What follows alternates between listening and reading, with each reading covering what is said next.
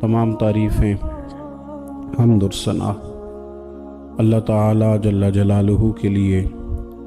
दुरूद व सलाम नबी अकरम नूर मुजस्सम शफ़ी मुअज़्ज़म अहमद मुज्तबा जनाब हज़रत मुहम्मद मुस्तफ़ा सल्लल्लाहु ताला अलैहि वसल्लम की ज़ात वाला सिफ़ात के लिए हम्द व सलात के बाद अल्लाह करीम ने इंसान को जायज़ माल कमाने की इजाज़त दी है। उसके पास पैसे हों तो अच्छा कपड़ा पहनने की उसे दीन इजाज़त देता है।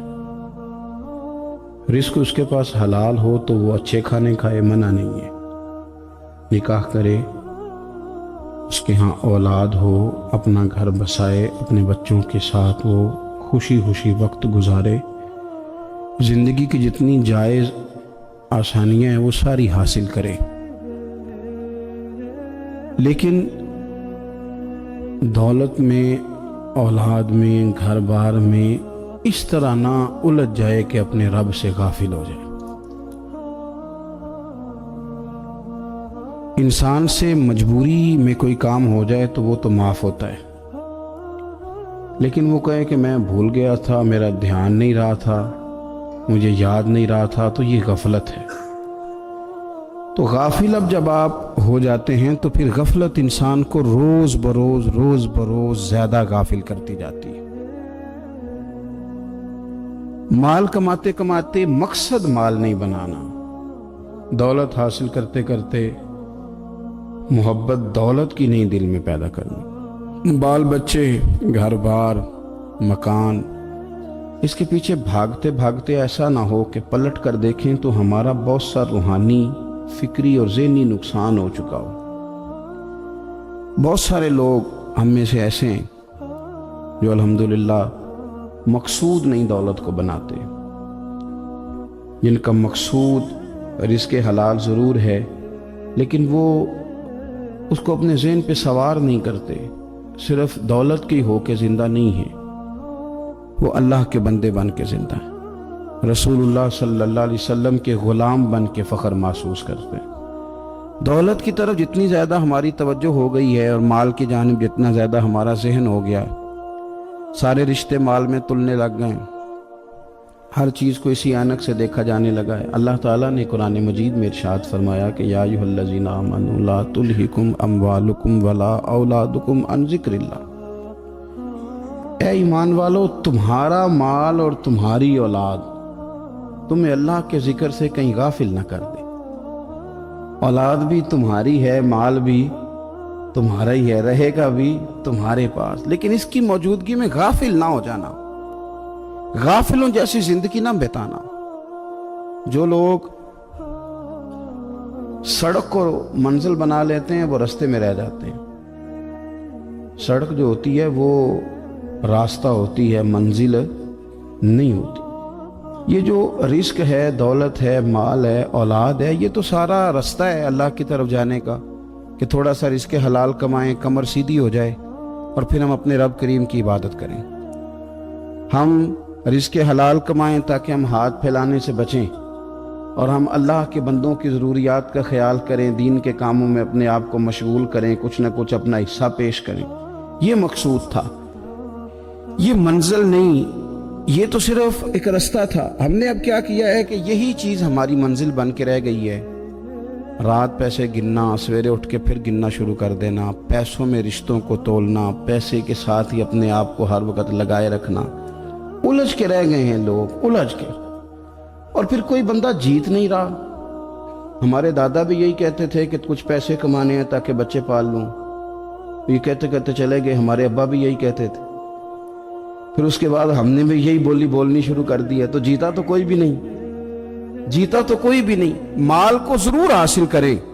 हजरत भावलक नक्शबंद बुखारी रहमतुल्लाह अलैह फरमाते, मैंने ना मिना के मैदान में एक नौजवान देखा जो लाखों का कारोबार कर रहा था, लाखों का, दिनारों का कारोबार करता था, सोने चांदी हीरे जवाहरात का काम करता था। लेकिन फरमाते मैंने उसके दिल पे नजर डाली, लाखों का काम करता था पर उसका दिल एक मिनट के लिए भी अपने रब की याद से गाफिल नहीं था। हर वक्त उसका दिल अपने मालिक की याद में मसरूफ था, हर वक्त। इरशाद फरमाते हैं कि मेरा शुरू में उसके बारे में गुमान ये था कि देखो ये शख्स क्या कर रहा है, पैसा कमा रहा है, दौलत के चक्कर में पड़ा हुआ है। फरमाते हैं कि फिर मैंने एक और मंजर देखा, एक और रंग मैंने देखा कि वो कमा रहा था, और फिर इख्तिताम हज पे मैंने देखा कि जो कमाया था सारा अल्लाह के बंदों पे खर्च कर रहा था।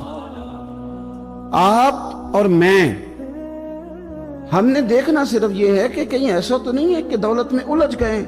बहुत सारे लोगों ने ये कहा था, हम सुनते थे जब कोई आदमी जाने लगता था ना परदेश पैसा कमाने के लिए, तो वो कहा करता था कि मैं मुल्क से बाहर जा रहा हूँ, 2 4 5 साल लगा के आऊँगा, वापिस आके फिर यहाँ मैंने कोई काम करना है, थोड़े से पैसे कमाऊँ ताकि यहाँ ना फिर मेरा सिलसिला कोई बन जाए। वो 3 साल लगाने गए थे पर 30 गुजर गए हैं, लौट के वापस कोई नहीं आए। वो 4 साल का कह के गए थे पर साल 40 हो गए, लौटे नहीं। क्यों नहीं लौटे? इसलिए कि पहले मुफाद छोटा था, ख्याल ये था कि थोड़े से पैसे आ जाएंगे, बच्चों का खर्चा चलने लग जाए, फीसें पूरी होने लग जाएं, और मुझे किसी से मांगना ना पड़े, तो बस फिर मैं कामयाब हूं।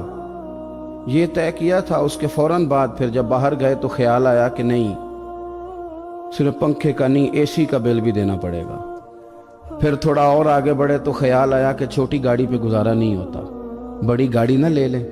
फिर ख्याल आया कि बड़ी गाड़ी ली है तो ये तो अंदर खड़ी नहीं होती, सामने वाला प्लाट मिल जाए तो जरा गिराज अच्छा बन जाएगा। फिर उलझते उलझते उलझ गए दोस्तों। फिर ना मालिक हकीकी की जानिब वो नजर जो हमारी होनी चाहिए थी ना रही। ज़ौक़ से नमाज पढ़ते थे, फिर हमारी नमाजें मुख्तसर हो गई। हम सवेरे उठ के ज़ौक़ से कुरान पाक पढ़ते थे, फिर वो वक्त भी हमारा दफ्तर की तैयारी में लग गया। रात दुरूद शरीफ पढ़ते थे, लेकिन वो भी सारा हमारा हिसाब किताब में वक्त गुजर गया।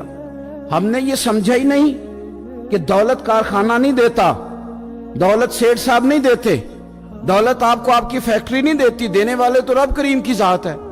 तो जहां से आना था वहां तवज्जो देनी चाहिए थी कि जहां सिर्फ एक सबब था, जरिया था। हजरत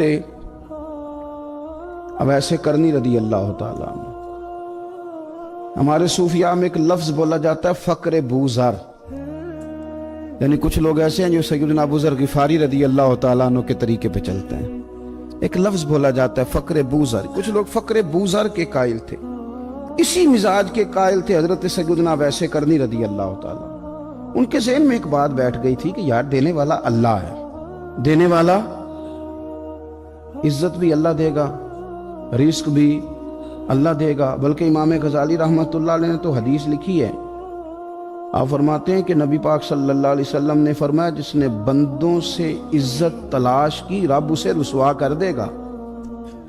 जो सियासत करके इज्जत हासिल करना चाहता है, जो इस तरह का माहौल बनाता है कि मैं कोई ऐसे काम करूं कि लोग मेरी वाह वाह करें, लोगों से इज्जत का वसूल करने वाले को रुसवा कर दिया जाता है।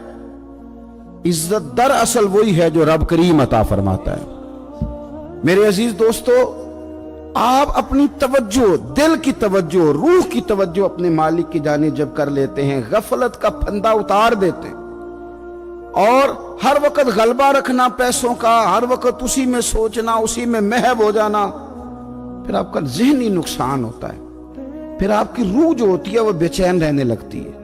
फिर ऐसे भी गरीब देखे जिनके पास पैसे हैं, पैसों के अलावा कोई शय भी नहीं। फिर ऐसे भी तंगदस्त देखे कि जिनके पास जायदादें बड़ी हैं और उनके पास रात को सुकून से सोने के लिए वक्त कोई नहीं। अजीज भाई, हजरत वैसे करनी रदी अल्लाह ताला अन्हु की मुलाकात हो गई हजरत हरम बिन हयान के साथ। ये भी ताबी हैं। तो हजरत हरम बिन हयान रहमतुल्लाह अलैह कहते हैं, ये ना हम तो खैर बड़ी सारी बातें सुनते हैं तो नसीहत नहीं ना हासिल करते, वैसे भी ये दौर तकरीरें सुनने का है। जो अमल करने वाले लोग थे उनका क्या तरीका था कि वो 1-2 जुमले काफी था। इल्म बस करी ओ यार, ओ एक कोई हरफ तेनू दरकार। जुमला एक भी तेरे लिए काफी है, लेकिन शर्त यह कि तू अमल का इरादा रखता हो, तेरा ख्याल हो कि अमल करना है। वो लोग ना मुख्तसर सी बातें करते, मुख्तसर सी नसीहतें करते, लेकिन वो अक्स जल्दी करते, उसमें से अपने लिए खैर जल्दी तलाश करते। حضرت حرم بن حیان کی ملاقات ہوئی حضرت اویس کرنی رضی اللہ تعالیٰ عنہ کے ساتھ، تو حضرت حرم بن حیان کہتے ہیں میں نے عرض کی حضور میں کسی ملک میں جا کے رہنا چاہتا ہوں، کہیں سکونت اختیار کرنا چاہتا ہوں، یہاں سے ہجرت کرنا چاہتا ہوں، تو مجھے کوئی آپ مشورہ دے میں کہاں جاؤں؟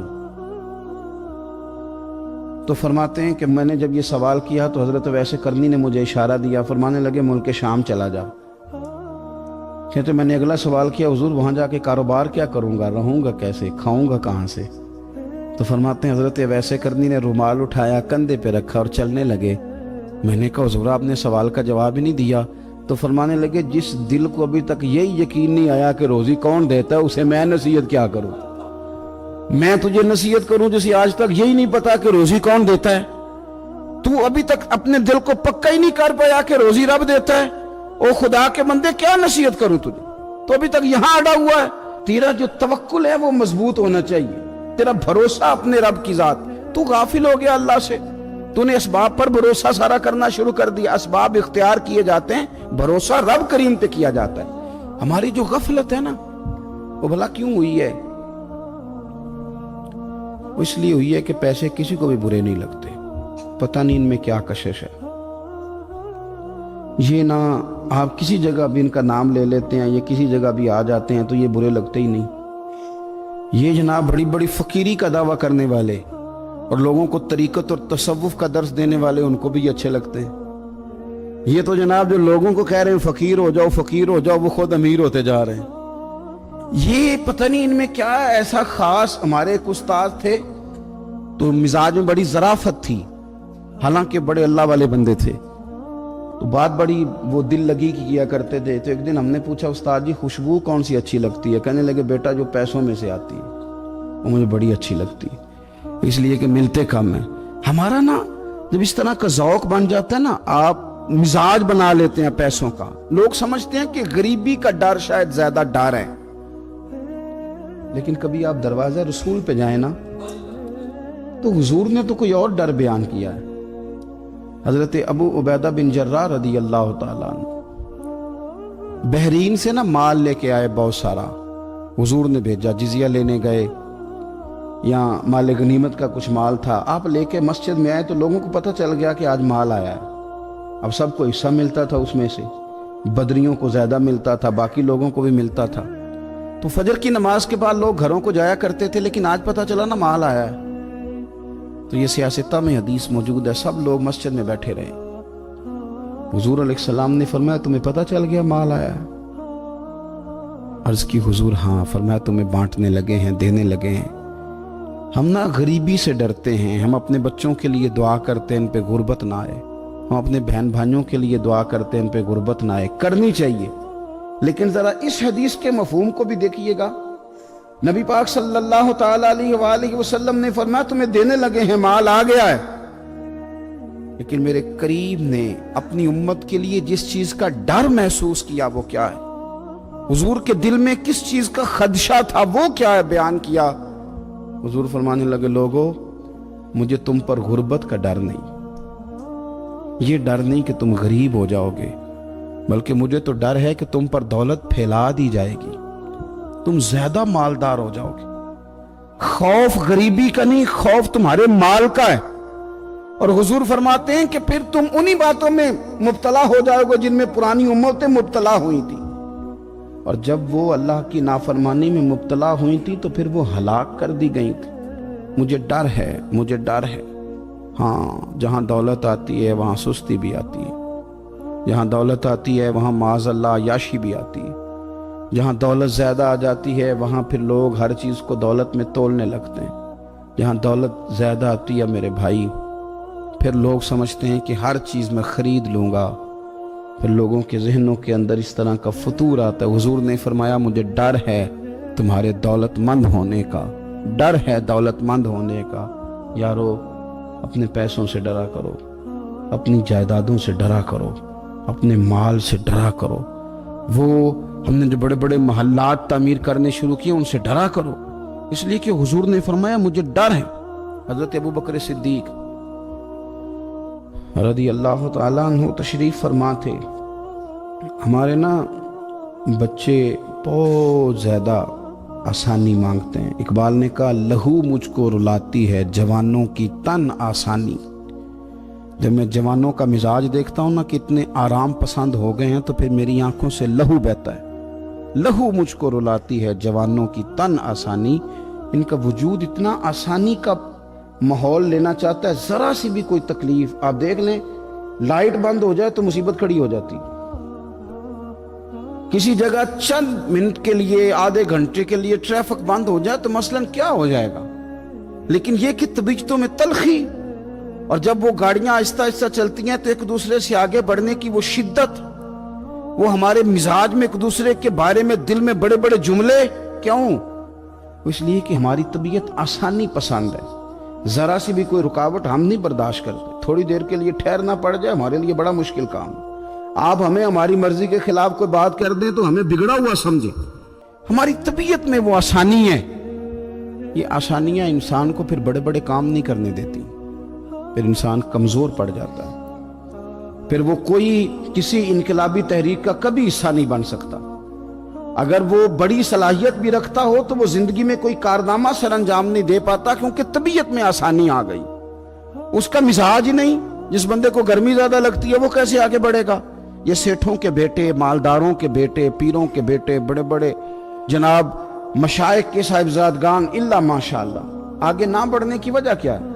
صرف یہ ہے کہ طبیعت کا تقاضا یہ ہے کہ ایک آدمی نے رومال پکڑا ہے, دوسرے نے جوتا پکڑا ہے, تیسرا گاڑی کھول رہا ہے. جب آپ اس قدر زیادہ ان کو آسانیوں میں مبتلا کر دیتے ہیں پھر ان کے لیے جہاد کرنا, میدان میں نکلنا ممکن نہیں رہتا. وہ عادی نہیں ہوتے.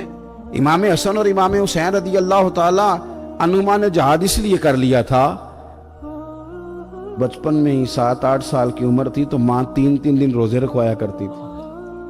وہ 3-3 دن روزے رکھتے تھے اور افطار کا وقت آتا تھا تو جو کچھ پکا ہوتا تھا وہ بھی اٹھا کے غریب اور مسکین کو دے دیا کرتے تھے. تو انہیں تو عادت تھی بچپن سے ہی. پھر اس لیے ایسا نہیں ہوتا کہ وہ کھانا نہیں پکا تو بچے نے موبائل توڑ دیا ہے. اس کی مرضی کا آج گھر کے اندر جو ہے وہ کھانے کا سامان موجود نہیں تھا تو اس نے ٹی وی توڑ دیا. اس طرح پھر نہیں ہوتا, پھر وہ گھر کا نقصان نہیں کرتا. ہمارے مزاج میں جو بے پناہ آسانی ہے, مرضی کا کھانا ہے, مرضی کا پہننا ہے. اب ہمارے کپڑے پرانے نہیں ہوتے, اب ڈیزائن بدل جاتا ہے. اب وہ کہاں چونکوں میں وہ لوگ بیٹھے ہیں جو جوتیاں گانٹھا کرتے تھے.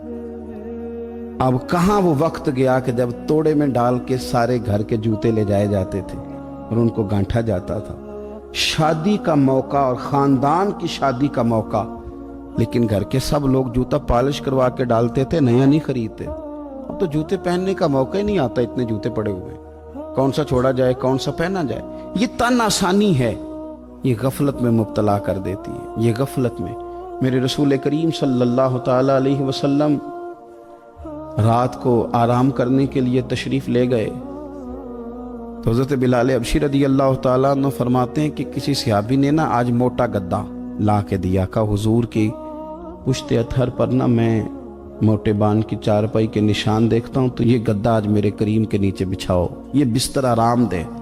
حضرت بلال کہتا میرا بھی بڑے دنوں سے خیال تھا, میں نے وہ ڈبل کر کے نا بچھا دیا. حضور نے آرام کیا, میرے دل کو بڑی تسلی ہوئی. صبح محبوب تشریف لائے, فرمایا رات میرا بستر کس نے بچھایا تھا؟ عرض کی حضور میں نے بچھایا تھا. فرمایا اٹھا لو, آج کے بعد نہ بچھانا, مجھے تو نیند بڑی گہری آئی ہے, میرے کئی نفل رہ گئے. فرمایا میں تمہاری دنیا کے اندر آرام کرنے نہیں آیا, میں تو مسافر ہوں, اپنا وقت بتانے کے لیے آیا ہوں. تم نے یہ میرے لیے نیچے اتنا آرام دہ بستر کیوں بچھا دیا؟ حضور سید عالم صلی اللہ علیہ وسلم کے کمر پر موٹے بان کی چارپائی کے نشان دے کر حضرت عمر جیسا بندہ رو پڑا جو مزاجن سخت مزاج ہے, اور عرض کی حضور یہ آپ کی کیا کیفیت ہے؟ کیسر و کسرا اللہ کے دشمن, اتنی آسانیوں میں اور آپ اس حال میں. حضور نے فرمایا عمر تم یہ پسند نہیں کرتے کہ دنیا میں تھوڑی سی مشکل برداشت کریں اور آخرت کی ساری عزتیں اللہ ہمیں ہی عطا فرمائے؟ فرمایا میں کچھ تمہاری دنیا سے کچھ حاصل کرنے نہیں آیا. میرے عزیز یہ نا تن آسانی سے تھوڑا بچیں. غفلت کی بنیادی وجہ یہ ہے ہم نے اپنی مرضی کا کھانا ہے, اپنی مرضی کا, یعنی بہت ساری چیزیں ایسے ہیں جن کو ہم ناپسند کرتے ہیں. حالانکہ سیدہ عائشہ صدیقہ رضی اللہ تعالیٰ عنہ فرماتی ہیں کھانا پک جاتا تھا, کریم نے کبھی نہیں فرمایا مجھے ناپسند. کبھی طبیعت نہ چاہتی تو چھوڑ دیتے تھے، لیکن کبھی ہم نے عیب نکالتے نہیں دیکھا۔ بھائی تن آسانی ہمیں غافل کر رہی ہے، ہم سوتے ہی اس بستر میں جو سویرے آنکھ کھلنے ہی نہیں دیتا، ہم نے اوڑھ ہی وہ والے بستر لیے ہیں، ہم نے کمرے اس طرح بند کیے ہیں کہ وہاں تو ہوا مشکل سے آتی، تو آواز کسی کی کیسے آئے گی؟ دادا آوازیں دیتے رہے، فجر کا وقت ہو گیا، والد کہتے رہے، مؤذن نے روز اذان پڑھی، پر چونکہ ہم نے کمرہ ہی بڑا آرام دہ بنایا تھا، ہم نے قریب کوئی چیز آنے ہی نہیں دی۔ یہ تھوڑے دن پہلے ہمارے شہر کا واقعہ، ایک صاحب نے ضلع گجرانوالہ کے ایک گاؤں میں ایک صاحب نے کیا کیا ہے، انہوں نے کہا کہ جناب میں تمہیں روز منع کرتا ہوں کہ اذان پڑھا کرو، بعد میں نعت نہ پڑھا کرو، سونا ہوتا ہے، اذان ہو گئی ختم ہو گئی، تم ایک نعت بھی سناتے ہو۔ اسی بات پر اس شخص کو باہر بلایا اور گولی مار دی۔ بندہ مار دیا تو میری نیند میں خلل واقعہ کرتا ہے، تو وہ تو ابدی نیند سو گیا ہے، تو کیا آپ ساری عمر جاگتے رہیں گے؟ آپ کو بھی سونا ہے، آپ کو بھی جانا ہے، قبر میں پہنچنا ہے۔ یہ غافلوں والی جو زندگی ہے نا، یہ تباہ کر دیتی ہے، تباہ۔ اور بہت سارے لوگ ایسے ہیں پھر ان پر پکی مہریں لگ جاتی، پھر وہ جاگنا بھی چاہیں تو آنکھ نہیں کھلتی، پھر اٹھنا بھی چاہیں تو بیداری نہیں ہوتی، اس لیے کہ سوتے کو جگانا آسان ہوتا ہے، جاگتے کو جگانا بڑا مشکل کام۔ حضرت ابوبکر صدیق رضی اللہ تعالیٰ عنہ امیر المومنین ہیں۔ آپ نے کبھی آسانیاں دیکھی ہیں گورنر کے گھر میں، وزیر اعلیٰ کے گھر میں، وزیروں کے گھروں میں کیا نظام ہے، کیا جناب دنیا ہی الگ ہے۔ کبھی سیٹھوں نوابوں کے ہاں آپ دیکھیں کس طرح کا جناب ان کا رہن سہن ہے، بالکل دنیا ہی اور ہے۔ حضرت ابوبکر صدیق امیر المومنین ہیں، پیاس لگی تو پانی مانگا، لوگوں نے شہد ملا کے پانی پیش کیا، پانی منہ کے قریب گیا تو جناب صدیق اکبر کے بغیر کسی اختیار کے چھم چھم آنسو بہے، اتنا روئے کہ لوگ کہتے ہمیں پتہ کوئی نہیں تھا بات کیا ہے، پر ابو بکر کا رونا دیکھ کے ہمارا بھی رونا نکل گیا، پتہ نہیں تھا ہوا کیا ہے، کس وجہ سے رو رہے یہ نہیں پتا تھا، ان کو روتے دیکھا ہم بھی رو پڑے۔ دیر تک وہ آہیں لیتے رہے، سسکیاں بھرتے رہے، آنسو بہاتے رہے، تڑپتے رہے، لوٹ پوٹ ہوتے رہے، عجیب کیفیت ہم نے دیکھی۔ بڑی دیر کے بعد وہ سنبھلے، عرض کی امیر المومنین ہمیں بھی بتلائیے، اتنے آنسو۔ جناب صدیق اکبر رضی اللہ تعالیٰ عنہ فرمانے لگے، میں نا ایک دن حضور کی بارگاہ میں حاضر تھا، تو نبی کریم علیہ السلام کسی چیز کو فرما رہے تھے، ہٹ جا، مجھ سے دور ہو جا، مجھ سے دور ہو جا، مجھ سے دور ہو جا۔ تو فرماتے ہیں میں نے بعد میں عرض کی حضور آپ کس چیز کو ہٹا رہے تھے؟ تو حضور فرمانے لگے میرے پاس دنیا آئی تھی، تو میں نے اسے کہا تو مجھ سے دور ہو جا، میرے قریب نہ، دور ہو جا۔ تو حضور فرماتے ہیں وہ مجھ سے چلی گئی، پر جاتی دفعہ کہہ گئی ہے کہ حضور آپ نے تو مجھے اپنے سے دور کر دیا، پر آپ کے بعد والے مجھ سے بچ نہیں سکیں گے، وہ مجھے قبول کر لیں گے، وہ مجھے بڑی بڑی سیف الماریوں میں جگہ دیں گے، وہ تجوریوں میں بھر لیں گے، وہ مجھے رکھ لیں گے، پسند کر لیں گے۔ حضور نے فرمایا تو ہٹ جا۔ حضرت صدیق اکبر فرمانے لگے میں پانی مانگتا ہوں، مجھے شہد دیتے ہو، مجھے دنیا دار نہ کر دینا، مجھے اس آسانی میں مبتلا نہ کر دینا، مجھے ڈر لگتا ہے ان لوگوں میں نہ ہو جاؤں جن پر دنیا پھیلا دی گئی، پھر وہ اللہ کے ذکر سے غافل ہو گئے۔ بھائی کتنے دکھ کی بات ہے کہ کچھ لوگوں نے پچھلے رمضان شریف کو قرآن مجید کھولا تھا، یعنی ایک مہینے میں بھی ایک قرآن شریف ہم ختم نہیں کر پاتے۔ کیا ہم روز فون نہیں سنتے؟ کیا ہمارے پاس جو SMS آتے ہیں ان کے جواب نہیں دیتے؟ کیا ہم اپنی مرضی سے اپنی طبیعت کے مطابق نیند پوری نہیں کرتے؟ کیا ہفتے میں 1-2 دفعہ ہم باہر سے جا کے کھانا کھانے کا پلان نہیں کرتے؟ سارے کام ہم کر رہے ہیں، ٹائم نکل رہا ہے، دوستوں کے ساتھ ملاقاتیں ہو رہی ہیں، خوش گپیاں جاری، تو کیا وجہ ہے قرآن پاک ہمارا مہینے میں 1 دفعہ ختم کیوں نہیں ہوتا؟ درود پاک کی مجالس ہم قائم کیوں نہیں کرتے؟ ہم کیوں نہیں اپنے آپ کو تھوڑا سا وقت دیتے؟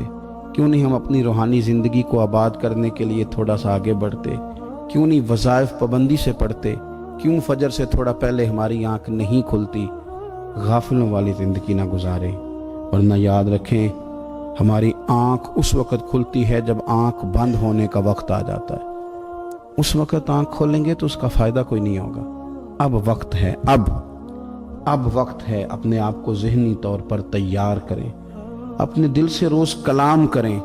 جس طرح اپنے پیسوں کا روز حساب کرتے ہیں تو اپنے دینی معاملات کا بھی حساب کریں کہ کہاں کتنی چیزیں ایسی ہیں جو میں نے بلا وجہ چھوڑ دی۔ غافلوں والا وقت نہ گزاریں۔ ایک لمحہ جو زندگی میں غفلت میں گزرتا ہے نا، غفلت میں بڑا خوفناک ہو جاتا ہے۔ یہ بھی یاد رکھنا، لمحے غافل ہوتے ہیں پر صدیوں کو سزا بھگتنی پڑتی۔ لمحوں نے خطا کی تھی، صدیوں نے سزا پائی۔ کئی دفعہ ایک لمحے کے لیے بندہ غافل ہوتا ہے، اور حضرت شیخ باہو نے تو کہا تھا کہ جو دم غافل سو دم کافر۔ سانو تے مرشد ہو پڑھایا، ہمیں تو ہمارے بڑوں نے یہ بتایا کہ غافل نہ ہونا۔ جو غافل ہوتے ہیں وہ ایک دن کافر ہو جاتے ہیں۔ اپنے آپ کو تھوڑا سا لگائیں، تھوڑی سی ہمت کریں۔ اسلام تو ہمیں تازہ ہی بڑا کرتا ہے، کہتے تیری آنکھ کھلی ہے نا تو ذرا وضو تو کر اٹھ کے، کیوں؟ تاکہ تیری غفلت ختم ہو۔ فجر کی نماز پڑھی تھی، ناشتہ کیا تھا، کام کار پہ گئے تھے، بس لگا تھا کام سے دل لگنے تو زور کی اذان ہو گئی۔ کہا تو واپس آ جا، غافل نہ ہو جانا، آ جا تھوڑی نماز پڑھ جا۔ تو پھر یہ آیا تھا، نماز اس نے پڑھی تھی، اب یہ واپس گیا تھا تو شام ہونے لگی تھی۔ شام ہوتے ذرا بندے کا وجود تھکنے لگتا ہے، تو طبیعت اس کی تھکنے لگی تو اسے کہا نہیں نہیں، کہیں تجھے تیرا وجود ذہن غافل نہ کر دے، آ جا عصر بھی پڑھ جا کے۔ تو یہ واپس گیا تھا کہ وہ پھر غلبہ ہونے لگا تھا اس پر، تو اسے کہا کہ نہیں، دن جا رہا ہے، رات آ رہی ہے، اس کے بیچ بھی نماز پڑھ تاکہ دن رات تیری عبادت کے گواہ ہو جائیں، آ جا۔ پھر یہ سونے لگا تو اسے کہا ایسے ہی نہ سو جانا، تو عشاء پڑھ کے سو، کیا ملے گا؟ تو مدینے والے محبوب فرماتے ہیں عشاء جماعت کے ساتھ پڑھ، فجر اٹھ کے جماعت کے ساتھ پڑھنا، رب ساری رات عبادت کرنے کا ثواب عطا کر دے، ساری رات عبادت کا ثواب دے دے۔ تو ہم نے یہ کرنا ہے کہ ہم نے نا اپنے آپ کو تازہ رکھنا ہے، ہم نے اپنے آپ کو تازہ۔ ہمارے نا بزرگ اس طرح کرتے تھے کہ یہ ایز اے اسپیشل جاتے تھے۔ یہ جو ہم انعقاد کرتے ہیں نا اجتماعات کا، ہمارے بزرگوں نے ہمیں طریقہ دیا ہے کہ نصیحت لو۔ یہ جو نصیحت ہوتی ہے یہ نفع دیتی ہے۔ آپ کے کانوں سے بات ٹکراتی ہے تو دل میں ایک دفعہ جاتی ضرور ہے، یہ مزاج ہوتا ہے۔ ہمارے بزرگ نہ چل کے جاتے تھے، چل کے جاتے تھے، اور جا کہتے تھے کوئی نصیحت ایک ہو جائے، چل کے جایا کرتے تھے تو نصیحت ہو جاتی تھی۔ حضرت داؤد طائی رحمۃ اللہ تعالیٰ علیہ ارشاد فرماتے ہیں کہ ہارون رشید بادشاہ آیا، کئی جگہوں سے ہو کے میرے پاس آیا، تو میرے ساتھ ہاتھ میں لایا، سلام لی تو بھی ہاتھ پکڑے ہوئے تھے، تو کہنے لگا حضور کو نصیحت کر دیں۔ تو میں نے کہا نصیحت کیا کرنی ہے، تیرے ہاتھ بڑے نرم و نازک ہیں، دیکھنا کہیں جہنم میں جل نہ جائیں۔ کہتے ہیں وہ نصیحت میں نے کی تھی، لیکن جب وہ میری نصیحت سن کے رویا نا تو اس کے رونے سے میں نے بھی رونا شروع کر دیا۔ تو میں نے اسے کہا نصیحت میں نے تجھے کی تھی، لیکن دیکھ اس نے میرے دل پہ کتنا اثر کیا ہے۔ نصیحت ہمیشہ یہ بھی غفلت سے جگائے گی۔ کوشش کریں کوئی بات سیکھیں، کسی سے کچھ سنیں، کوئی خیر کا جملہ لیں، تاکہ دل جو ہے نا وہ مردہ۔ حضرت سری سختی رحمۃ اللہ علیہ درخت کے نیچے بیٹھے تھے، تو درخت سے کہنے لگے کئی دن ہو گئے ہیں کوئی نصیحت نہیں کسی نے کی، تو چل تو ہی کر دے کوئی، میرا دل سخت ہو گیا ہے۔ تو اللہ نے درخت کو زبان دی، وہ بولنے لگا، کہنے لگا میری طرح کے بن جائیں، خود دھوپ میں جلتا ہوں، لوگوں کو چھاؤں دیتا ہوں، لوگ روڑے مارتے ہیں اور میں انہیں پھل دیتا ہوں۔ تو حضرت فرمانے لگے تیری بات نے میرے اوپر بڑا اثر کیا، ایک سوال نہ پوچھ لوں؟ کہنے لگا پوچھ لیں۔ تو فرمانے لگے تو اتنا ہی اچھا ہے تو تیرا انجام کیوں نہیں اچھا؟ جب تو خشک ہو جاتا ہے تجھے جلا ہی دیا جاتا ہے۔ اصل تو یہ نا کہ انجام بندے کا ٹھیک ہو، آخرت اس کا انجام ٹھیک ہو، تجھے جلا دیا جاتا ہے۔ تو کہتے ہیں درخت کہنے لگا حضور آپ نے تو مجھے کہا تھا نصیحت کرنے کا، اب آپ نے مجھے شروع کر دی ہے، اور میری نبض پہ آپ نے ہاتھ رکھ لیا ہے، بڑا اچھا کیا مجھے آپ نصیحت کر رہے ہیں۔ کہنے لگا حضور میرے اندر بڑی خوبیاں ہیں پر ایک خامی ہے، جس وجہ سے میرا انجام ٹھیک نہیں ہوتا، میرے پاس استقامت کوئی نہیں، جدھر کی ہوا ہوتی ہے میں بھی ادھر کا ہی ہو جاتا ہوں۔ اگر کہیں استقامت ہوتی تو پھر میرا یہ انجام نہ ہوتا۔ استقامت اختیار کریں زندگی کے اندر، استقامت جو ہے وہ انسان کا انجام ٹھیک کرتی ہے۔ اللہ کے حضور دعا ہے مالک کریم ہماری حاضری کو قبول فرمائے، ہمارے حال پہ رحم فرمائے۔